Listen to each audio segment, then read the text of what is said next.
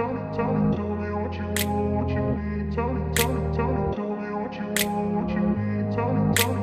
grew up in a place where they told you what to chase, told you how to run the race. Every move was on the page, but I didn't like their way.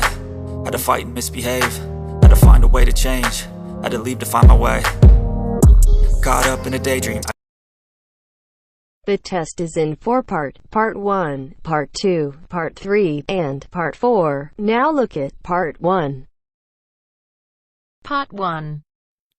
You will hear two people discussing an extramural course. Fill in the information you hear on the application form below. First, you have some time to look at questions 1 to 6.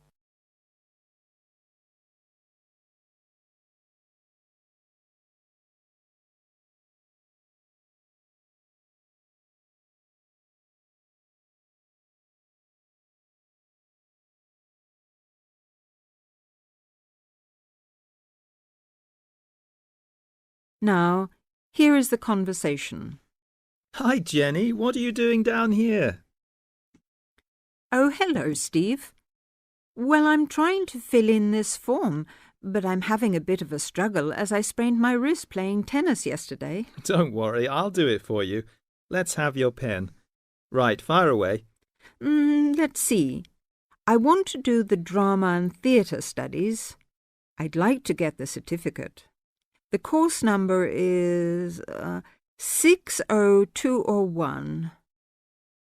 No, sorry, 202. It seems to be on Thursday at 7:30. Yes, well, we don't have to put all that down. Now, I suppose we can call you Miss?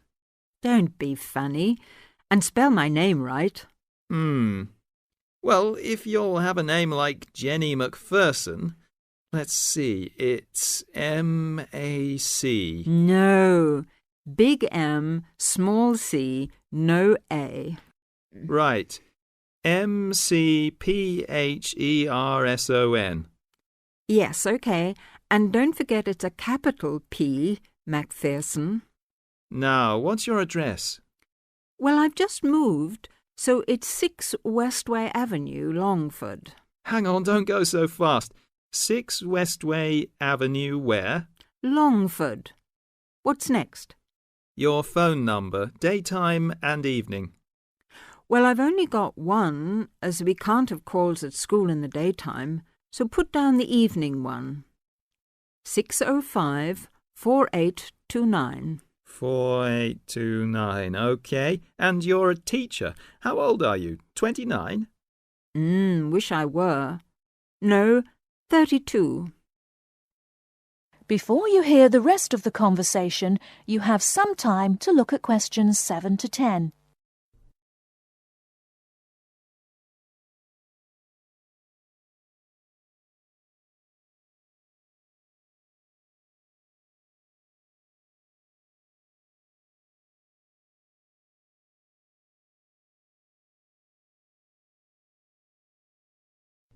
Now listen and answer questions 7 to 10. Do they want my date of birth? No, don't seem to. Just age. How about educational qualifications? Well, I've got a degree in English literature and a diploma in media studies. Media studies, right. Now, have you ever done any of these extramural courses before? No, don't think so. Although I did do something on psychodrama once.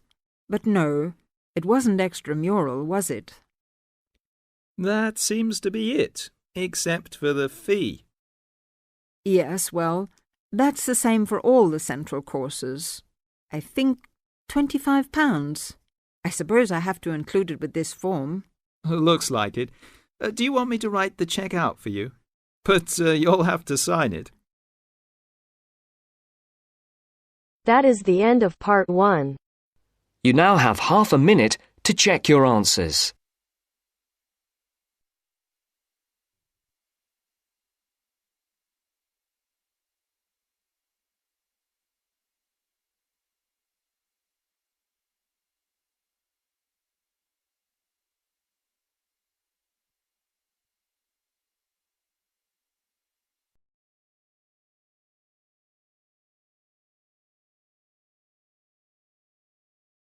Now turns to Part 2.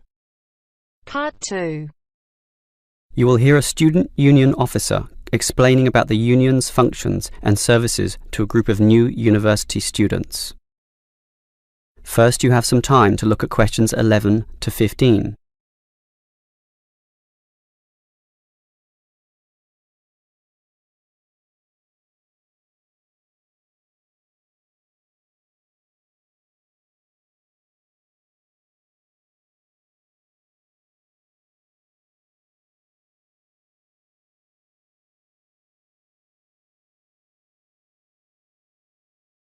Now listen carefully and answer questions 11 to 15. Hello everyone. Now, here you all are, new university students. And the first question you probably have is, what is a student union? Another question is, do I have to join? Well, regarding this second question, let me say that membership used to be compulsory in the past, but that did cause some controversy, particularly from students who wanted to remain free and unaffiliated, and this university responded. So, joining up is no longer compulsory. It's totally up to you, although I'll admit there is a fairly strong obligation to join, since all students benefit from the large variety of services that we offer. We do understand, however, that many might be unwilling to join because of a supposed political slant to the union. Traditionally, student unions have been seen as being dominated by the left, and I suppose that's still true to a large extent. Here, however, at this university, our union discourages such one-sided viewpoints, and students across the whole political spectrum are welcome. Thus, if you feel that you are a conservative type, in other words, leaning to the right, you are particularly urged to join to provide a more balanced representation. Now, let me move back to the first question. What are we? We are a formal organisation, but totally independent of the educational body. We make our own rules, rent our own premises, and organise ourselves as we wish, and our mission is basically to help you. For example, do you remember how you all arrived in late February to have an orientation week? That gave you an invaluable induction into life here, right? Well, the student union organised all the festivities at the end of that. The barbecues, partying and drinking, and even the musical entertainment as well. We'll do that again on occasions, and as always, those events take place on the football ground. Now, do you have any questions before I move on? Before you hear the rest of the talk, you have some time to look at questions 16 to 20.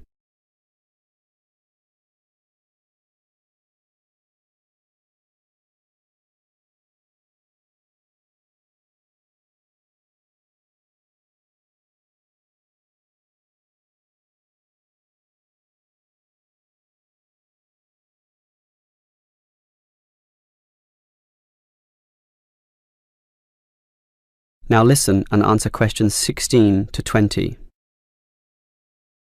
Now, let me tell you more about the student union and its basic functions. In general, there are three: social, organisational, and representational. Let's look at the first one. Basically, the union provides many social outlets for you to relax and have a better life at university. If you go to our union office, you'll find a list of the many clubs and societies we have, where you can make many friends with people who share a common interest. So, after class, sit with them in the cafeteria and discuss whatever takes your fancy. We also maintain sporting facilities and even our own gym, allowing you to relieve some of that pressure and worry after a particularly hard session in the classroom. And we have some small shops and other places where you can buy clothes and sporting gear, in other words, some retail outlets. And if you flash your student union card, you'll get up to 20% discount at the bookshop. But unfortunately, there are no discounts at the union cafeteria. Sorry, no cheap cappuccinos. Finally, There's a student union newspaper, and you're welcome to contribute or put in advertisements if you're buying and selling goods or textbooks. You can also place notices of a more personal nature on the notice board of the union office itself. All right, let's move on to our more serious functions, which are helping you get through life here, as well as representing you in times of trouble. Regarding the second issue, if you have a problem or a grievance, or if you feel under pressure or depressed for reasons both inside and outside the university, for example, perhaps a dispute with your landlord or the people in your local gym, then come to us. We have a range of counsellors and helpers, and even some lawyers, who you can meet in the conference room. So just sip a cup of tea or coffee with them and tell them your troubles, and they'll be all ears. Basically, there's every reason to join the student union, since whatever you need, whether it be social or representational, we will help you.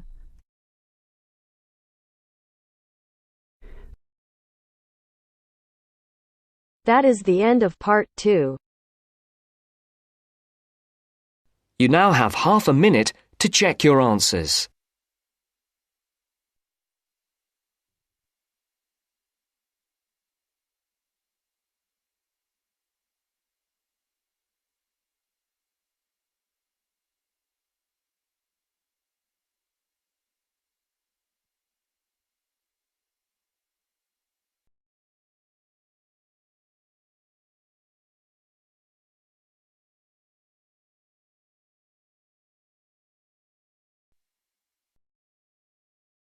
Now turns to part 3.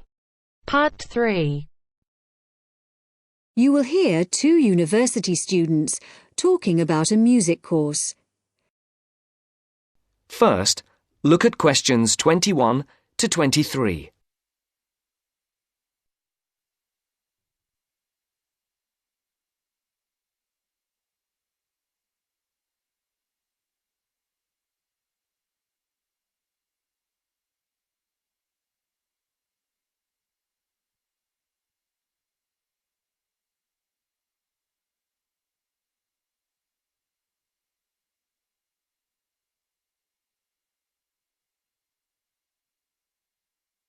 As you listen, answer the questions.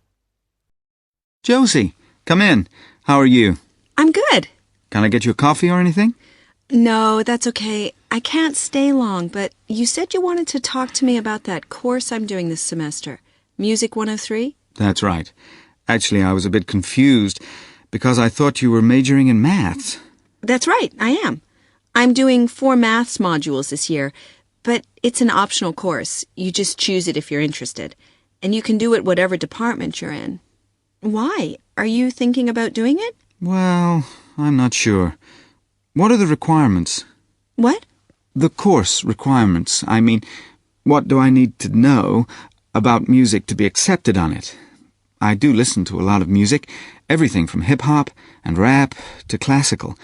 And I can sing, sort of. Well, for a start, one special thing about this course is that it's distance learning. You don't actually have to be at the university to do it, and you don't have lectures. So you've got to be able to work on your own without someone telling you what to do all the time. Oh? Oh. No, that should be okay, I reckon. I'm more worried about the actual musical stuff. Like, I don't know how to read music. That doesn't matter. They don't assume that. You'll learn as you go along.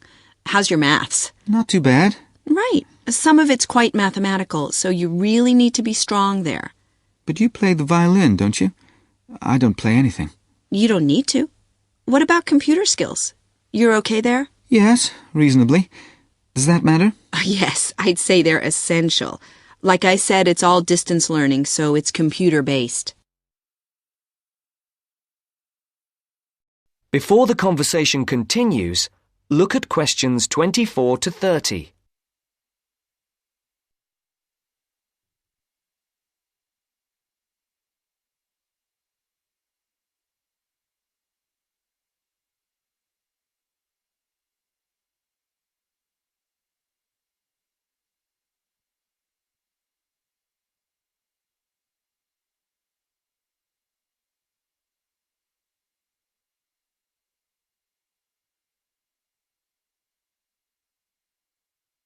Now listen to the second part of the discussion.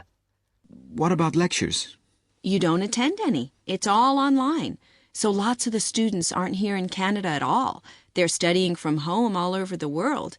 We've got someone from my group in Jamaica and a couple from Taiwan. Oh, and some from Hong Kong as well.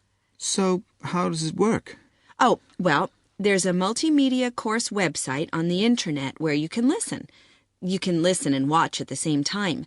And of course, you can do it at your own pace. So if you don't understand something, you just go back. Or if you want some more examples of the music, there are links there to things that you can listen to. There's quite a lot of theory, but it's all done through musical examples, so it's practical at the same time. Like in the last module I did, we looked at a bit of the music from the movie Star Wars. The Darth Vader theme, you know. Dum, dum, dum, dum, dum, dum. Yeah. Yeah. Then we looked at a theme from Wagner's Tristan and Isolde. Do you know it? Written in the 1850s. And we could see there were all sorts of parallels between them. And that's a feature of the course. We often look at modern Hollywood themes to illustrate concepts in classical music. It sounds really interesting. Do you have a course book? No, we don't use one. We're given a software program called Notability Lite. And what it does is it presents what we write, the music we write, really clearly. And it also allows us to play back any piece of music on our computer at home. But that's not all. We can write our own music, quite complex stuff for various instruments, and the program plays it back to us. Plays the actual music? Yes, so it means that your computer is actually your own musical instrument. And we can even submit our finished pieces to our tutor by email. So you do need your own computer, obviously. Yes, with at least 64 megabytes of RAM. That's okay. I've got 128. Oh, and a CD-ROM and a sound card, of course. No problem. So, how long is the course? It's 6 months. There are 2 a year, so you could actually enroll for the next one if you wanted. It starts in January. I started last September and I finish in February. And how many credits is it? 3. In order to pass, you've got to do 6 assignments. I'm just doing my 4th one now. And take a final examination. Oh, anyway, why don't you call round sometime and I'll show you the sort of things we do. You can even listen to some of my music. That would be great. Well, thanks, Josie. Now, are you sure you don't have time for that coffee? That is the end of part 3. You now have half a minute to check your answers.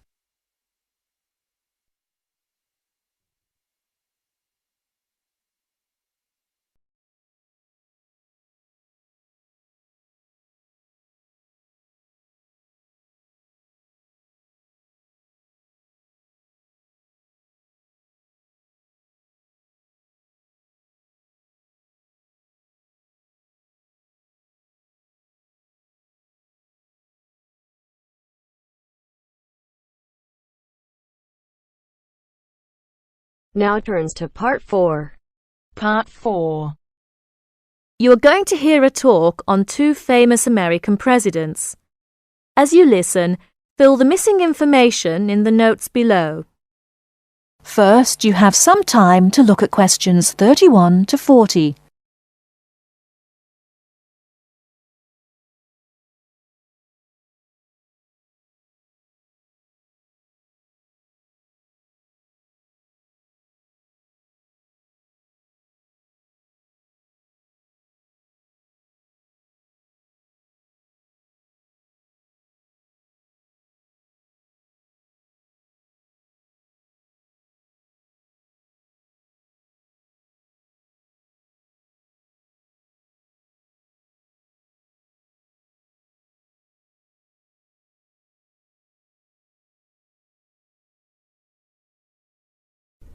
Now listen carefully and answer questions 31 to 40. John F. Kennedy and Abraham Lincoln lived in different times and had very different family and educational backgrounds. Kennedy lived in the 20th century, while Lincoln lived in the 19th century. Kennedy was born in 1917, whereas Lincoln was born more than 100 years earlier, in 1809. As for their family backgrounds, Kennedy came from a rich family But Lincoln's family was not wealthy. Because Kennedy came from a wealthy family, he was able to attend expensive private schools. He graduated from Harvard University. Lincoln, on the other hand, had only 1 year of formal schooling. In spite of his lack of normal schooling, he became a well-known lawyer. He taught himself law by reading law books. Lincoln was, in other words, a self-educated man.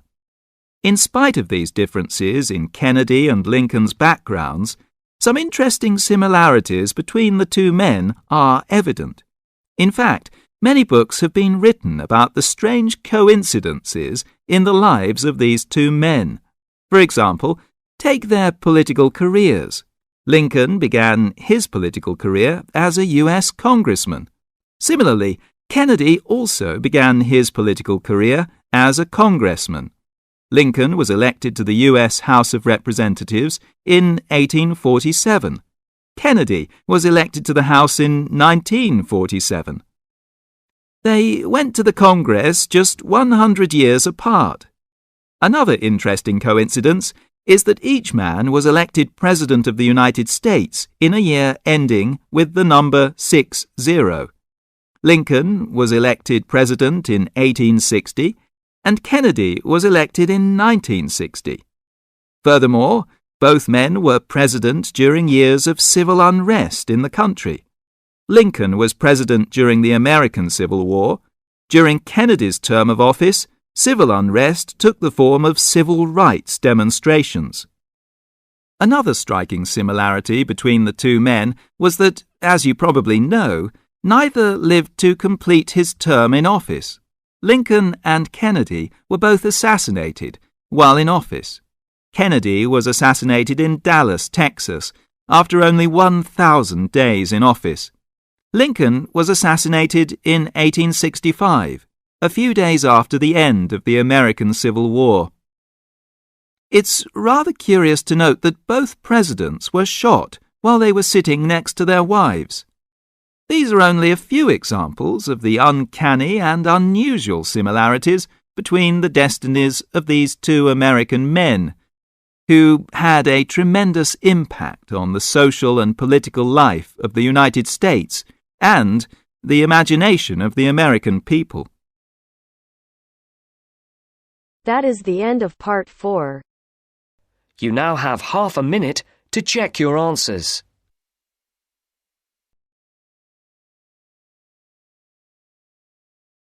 I grew up in a place where they told you what to chase, told you how to run the race.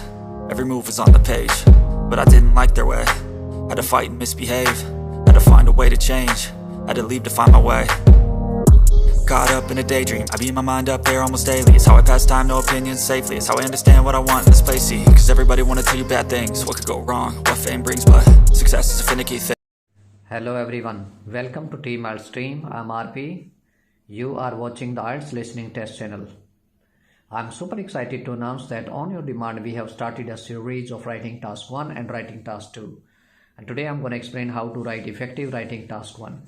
And this is process. Process, you can see it's a process here, like shape, shearing, cleaning, then drawing, spinning, and wool, then tufts of wool you can see, and then spinning, we can see string over here, the recycling, and tufts of wool, it means tuft storage, and then you can see ball of yarn, and then knitting, and then carpets and jackets. Okay, the main difference between writing a process or diagram and writing bar graph, pie chart, table or line graph is that we have to describe each and every detail while the writing process. Each and every detail. We don't have to miss any step. Right? So are you ready? Here we go. The diagram detail the process of making wool. Process of making wool. Yes, fine. We don't need to write this one because we have to select and report every detail. So no need to write this one. So diagram detail the process of making wool, and this is how I have written introduction. The picture shows the procedure by which wool is processed and transformed into a variety of product. Here you can see it was just how wool is collected, shearing, cleaning, drying, and then finally we can see how carpets and jackets are made. Here you can see going through so many process, so many steps, after taking so many steps, how jackets and carpets are made. Alright, so first of all, I have written introduction, that was introduction, and this is overview. Looking from an overall perspective, it is readily apparent that processing wool involves initial stage of preparation of raw source material. Raw source material by, like, there are sheep over here, and this is shearing, and then cleaning and drying. Okay, and preparation of the initial stages of preparation of raw source material, then middle stages constituting the production of tufts, and the final stage is resulting in yarn and finished consumer products. Here you can see this was first initial stage, and we can see sheep, and then shearing and cleaning and drying. The middle stage we can see wool, spinning of wool, making of tufts of wool, and then tuft storage, and then we can see string, recycling, knitting, and carpets and jackets. Here you can see carpets and jackets. So this is how I have written main body paragraph 1. The process begins when sheep wool is sheared, cleaned, and then dried. Here you can see sheep wool is shearing, cleaning, and drying, means sheared, cleaned, and dried. Here you can see sheep wool is sheared, cleaned, and dried. And then subsequent to this, the raw product is spun. Here you can see spinning, so raw product is spun. And this is third form of spin, spun, and then either made into string, with some being recycled as byproduct or turned into wool. So here you can see wool and tufts of wool you can see, or you can see some string and then recycling. So I have written over here then either made into string, with some being recycled as byproduct or turning into wool. This is how I have written last paragraph, main body paragraph 2. The wool is fashioned into tufts of wool. Tufts of wool you can see over here, and then stored. Tufts of wool and then tuft storage. So they are stored, then they are collected in the storage, and then the last step involves turning the tufts into ball of yarn. So here you can see storage of tufts and then balls of yarn, and then knitting, and then carpet, they are made, carpets and jackets are made. So here I have written the last step involves turning the tufts into ball of yarn, which can then be used for knitting or for fabrication of consumer retail items such as jackets and carpets. So we can see the last stage over here, knitting, and then carpets and jackets. You can see lots of carpets and jackets are made as a final stage. So that was the process how we can make wool product by shearing, cleaning, and drying it in the first stage. So this is how you can write process, nice effective process. So this is the end of the video, but don't forget to subscribe our channel, like, comment, and share the video, and please press the bell icon so that you can get notification of every new video. Bye bye, see you in my next lesson.